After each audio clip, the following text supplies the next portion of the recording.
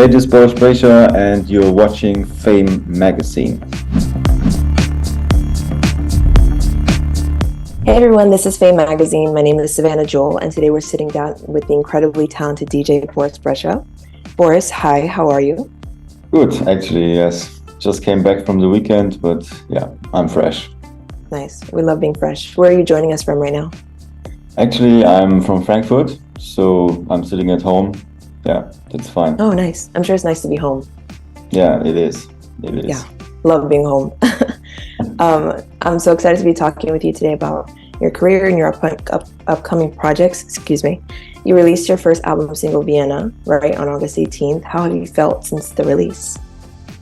Actually, good. I mean, this track came by random. I mean, I met this girl on Instagram just like randomly, and I just was listening to her voice, and it was really nice. And then I just asked her to collaborate together, and she said yes. So it was like super uncomplicated, and the track was like, it was already finished. So the voice was coming like just on top, and it was just fitting like 100%. And we did this music video in Vienna, and she came there and was like super nice to work with her. So yeah, I'm super happy for the first single. It's really cool. Yeah, that's awesome. It sounds like it was an easy process. I'm sure that was comforting. Yeah. Has it been like a long time coming? Was that a while ago? No, actually, I mean, we are not like, I mean, I'm not a guy who's like going to the studio and think, okay, now we're gonna make an album. So it's more like I just produce tracks and produce, and then in the end we're gonna decide, okay, which one we can take for the album. And we just decided to make Vienna as the first track because it's actually summer in Europe, and this track like fits super nice for the festivals, giving like a positive vibe. Oh yeah, it's very like dancey. I really like it. So I'd love to talk a little bit more about your background. So I would love to share with our viewers your formative years in Germany, both in terms of your social upbringing and like your musical influences. So could you share with us your journey into the world of dance music, DJing, and like what sparked that interest in creating your own music?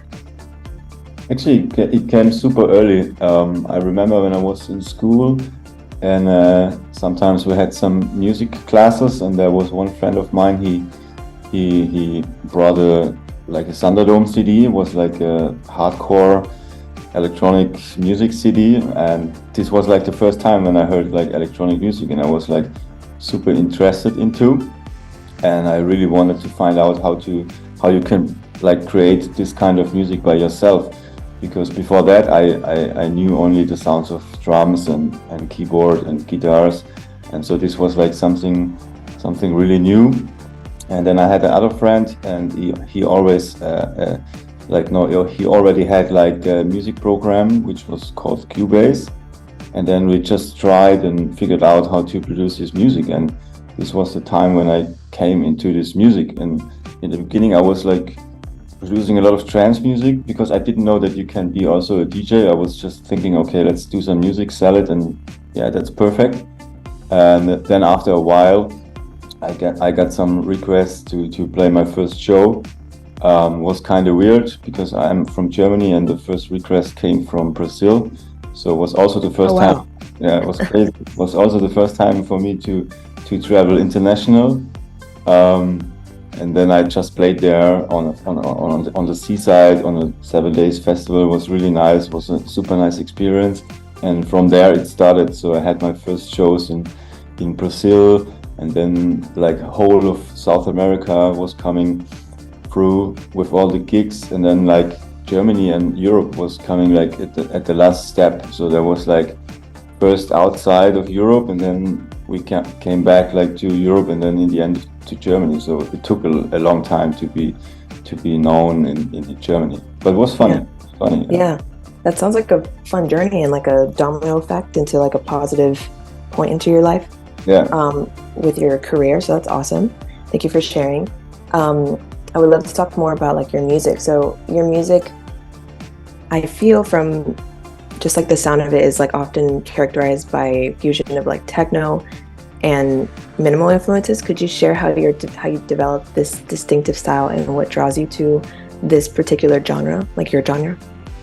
Actually, I mean, when I started to produce music, I was producing a lot of trance music, and then I met another friend, a good friend, and he was already producing minimal music, because this was at that time like super popular with Richie Houghton and his Minus label.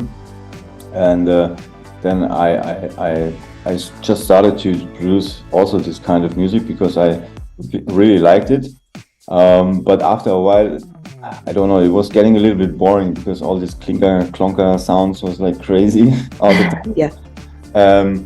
And then I don't know, I think it was just a time. I mean, I was producing trance music and then minimal, and then I tried to combine like everything together. So there was not really like a genre you could put my music, because it was like kind of techno, kind of minimal, kind of trance. So everything together. But people love to stick to genres and like to identify with artists. And so I just was thinking, okay, let's do an own one. And so I just created like this high-tech minimal. It's just like the base of minimal like beforehand, but on top with like all the other kinds of electronic music like techno and trance. And so that's why the name came out. And the people like it, and they're gonna realize, okay, that's Boris, and yeah, that's cool somehow. Yeah, I feel like there's a lot of range within your music, and that's like commendable. Your visual identity with the Joker mask is pretty iconic. What inspired the choice of that specific mask, or even having a mask at all? And how do you feel like it connects with your musical persona? I think it's really cool. I mean, if you play concerts or shows, it has like a special vibe when you play like with a special identity, like with the Joker mask, and then the music behind and the visuals, and it's dark, so it has like a special vibe, and I really liked it. But actually it also came like randomly. I mean, I had my first gig in Brazil, and I was just thinking, okay, there are so many DJs, I need to do something the people can remember, not just go there and play my music. And then I was thinking about the carnival in Rio, that everybody's like dressing up and using something. And then I just tried, okay, to play the first gig with a mask. I mean, in the beginning it was like a shitty one, a super small one. The Joker one came like a bit later, but the people remembered it, and it was really cool.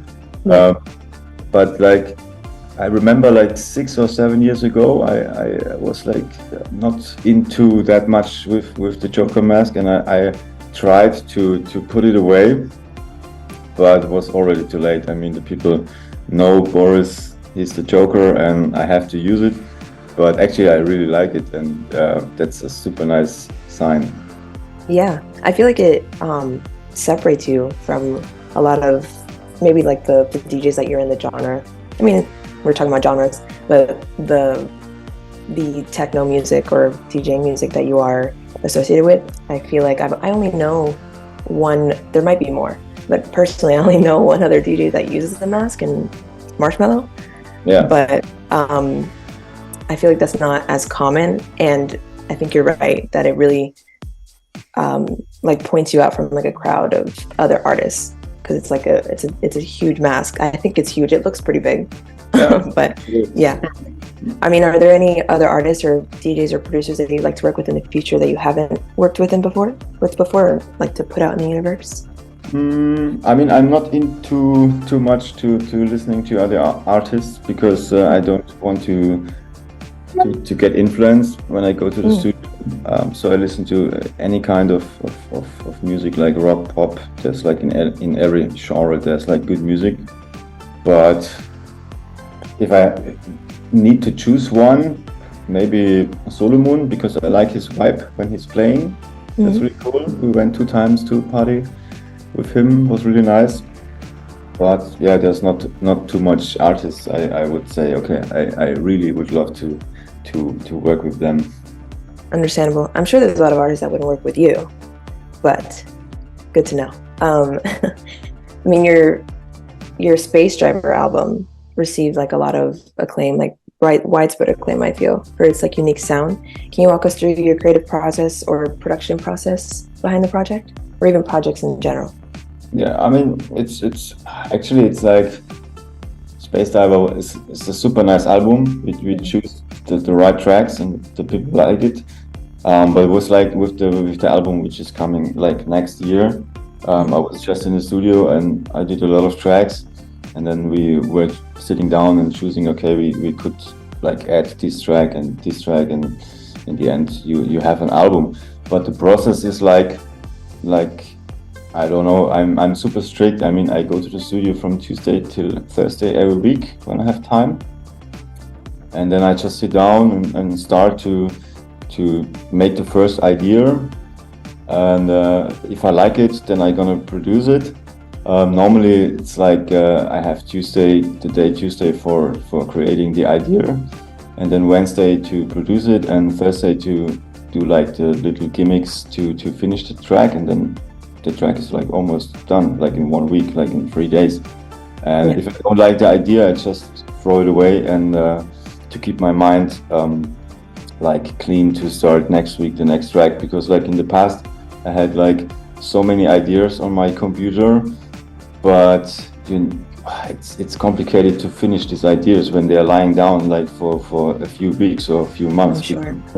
Then you're not in the mood to finish this track.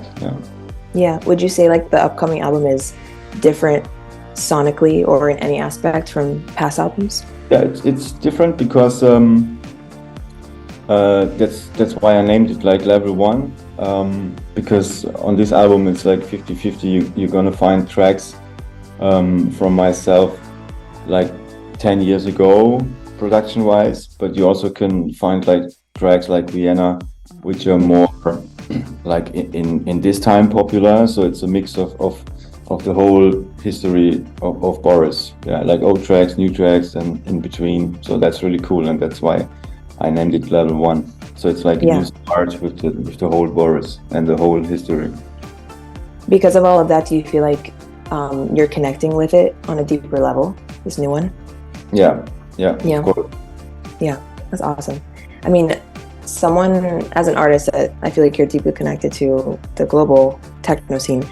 I would love to know your opinion on this. How do you perceive the evolution of like electronic music? Are there any like trends that you're excited about or like concern you, or do you like to keep in your own bubble?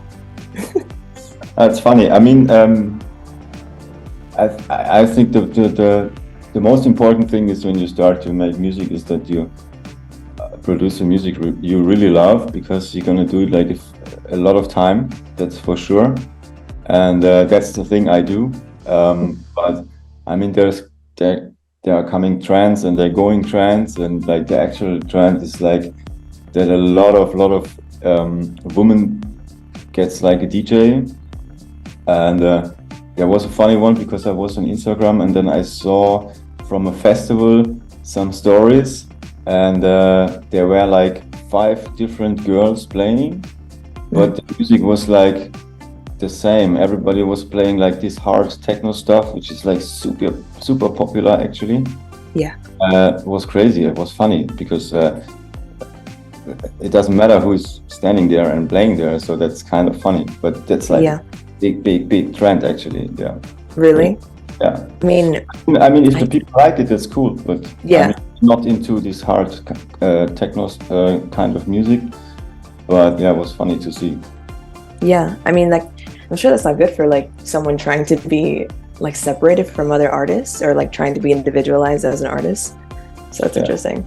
I mean, it's a trend, and like in 1-2 years, the trend is over, and then that's it. Right.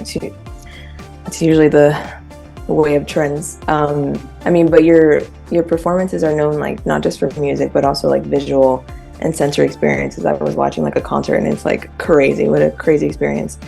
Like, how do you like to conceptualize or like synchronize visual elements with your music during shows? Do you have like a specific process? Actually, we don't try to synchronize too much, because then you are not able to change the tracks, because it's 100% synchronized. But of course, I mean, I play like my intro, which I play every time on the beginning, and this is like synchronized, and we are working with a company which is doing like, I mean, if I finish a track, I'm gonna send them the tracks, and then they're gonna see, okay, which visuals we can do for this track, but it's not like 100% synchronized. So we have like some loops they can play. So I have also the opportunity to change the track, and then they're gonna see beforehand, okay, he's gonna switching something. We need the loops from the other tracks. So that's really cool. So it's not 100% synchronized, but I think it's super important to have nice visuals.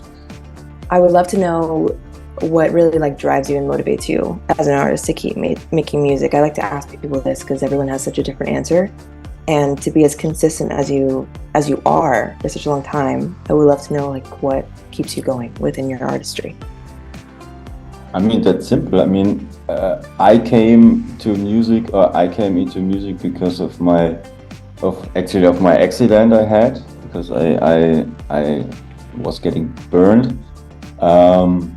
This was like a tough time, and I didn't have too much friends when I was young, and then I tried to find something like the music where I can talk to. So the music was kind of my doctor. I could go to the studio and just make the music how I feel, and so I was growing up with that kind of doctor thing and the music thing, and so it's like yeah, that's Boris. I mean, if I wouldn't do music, then it would be not Boris. So that's the main point.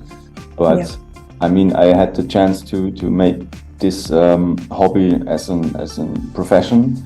You can play like every weekend, and the people like it, and they come and they have a nice time. And I mean, that's the best motivation you can get to go forward. And I really love it. I mean, I will never think about to not make music anymore. So yeah, it's amazing. I mean, I'm happy for you that you found like your thing, like your thing as a person. That's awesome. I'm sure that's a very like amazing feeling, but comforting feeling, and all the positive adjectives. Your music label, I'd love to talk about that. Has been a platform for your own releases, but also as well as emerging artists. Can you share more about the background, its future, and what you look for in an artist when you're considering them for your label? Actually, I mean, we started this label in 2015. I mean, I always wanted to have my own label, because before that I was on different labels, but it was not like super perfect. I mean, sometimes I had tracks and they told me, no, we cannot release them because they are not too much techno or something like that. So it was kind of hard to express myself how I like produce or like as an artist. So it was like super nice that we created this label so we can do whatever we want. And we started this label together with Dennis and Clue, because I knew them from that time. Yeah, and then we got like more artists to support, but we try to keep it like super small, because I don't like the way if you have a label and then you have like 1,000 artists, and it's not possible to care about everybody on the label. So you're just a number. So we just keep it like super small. We're just 5 artists, and yeah, and we work with that, and we are like a family. Everybody can be with the other one, so there's nothing like negative about, and that's really cool. I mean, it's like super nice little family with a nice impact. That's cool. Yeah, that's sweet. I'm sure there's a lot of artists that like wish they, I mean, within the experience of being a part of a record label, I mean, I have no idea, but I'm sure like someone that's a part of like a huge one and can't be like personally cared for, makes a difference to be a part of one that you can be. Yeah, of course. So that's awesome. I mean, you're on tour right now, right? And how deep in are you in your tour right now? Like, do you have like more dates coming up? Yeah, actually, we are like in the middle of the tour. Yeah. So they're coming a lot of more dates. Till the end of December, I'm gonna play like every weekend, Friday, Saturday, sometimes 3 shows a week. It's some kind of stressy sometimes, but in the end, it's really cool to have the opportunity to make this tour, and we have like a really nice tour in the end of year. So we're gonna have a big tour in South America, and then one last show on New Year's Eve in Las Vegas and San Diego. That's gonna be cool. Yeah, that's because I never was in Las Vegas when they do the firework, so this will be really cool. And then next year, I'm gonna have holidays for 4 months, so January, February, March, and April. And actually, I'm on that point of my career that I really love to play, but I mean, I'm getting older, and you have to be careful, and so we're gonna put like more and more holidays. So like next year I have 4 months, and then the next year 5, and then 6. So I try to be like 50% at home to relax and to go to the studio, and then 50% on tour, like to have fun and make the people happy. And this is like how it works for me the best. Yeah, I mean, it's important to take care of yourself. That's good that you have a nice balance of personal time and then artistry time when you're on tour. I mean, you saw a lot of DJs which are playing too much, and then it was like negative. So it's better to take care beforehand. Yeah, when you're in different cities visiting or on tour in different cities, you have time. Do you give yourself time to go out and explore wherever you are? No.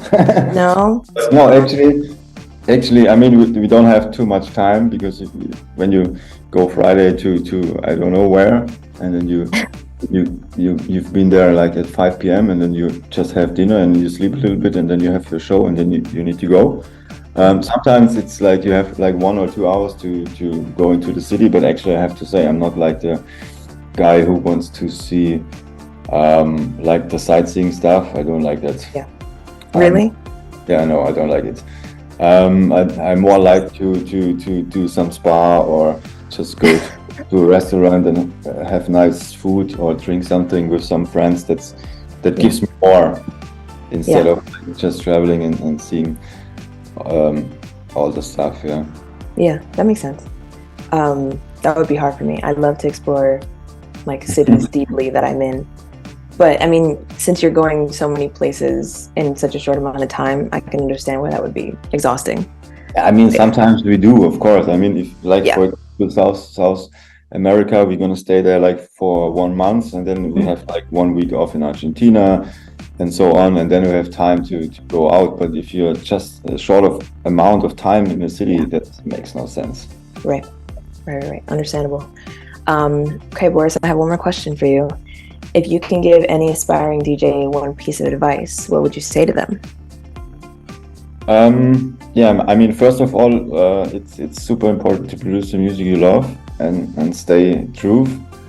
And it could help to learn an instrument like keyboard or drums to understand the music better, or to like create some super nice melodies. This makes like really sense before you start to produce music. But I mean, yeah, you just need to be strong. I mean, sometimes if you start a career, it can be like super fast to get popular. But like in my case, it took like 7-8 years. But so the most important thing is that you be strong and really working on it. That's the most important thing. Yeah.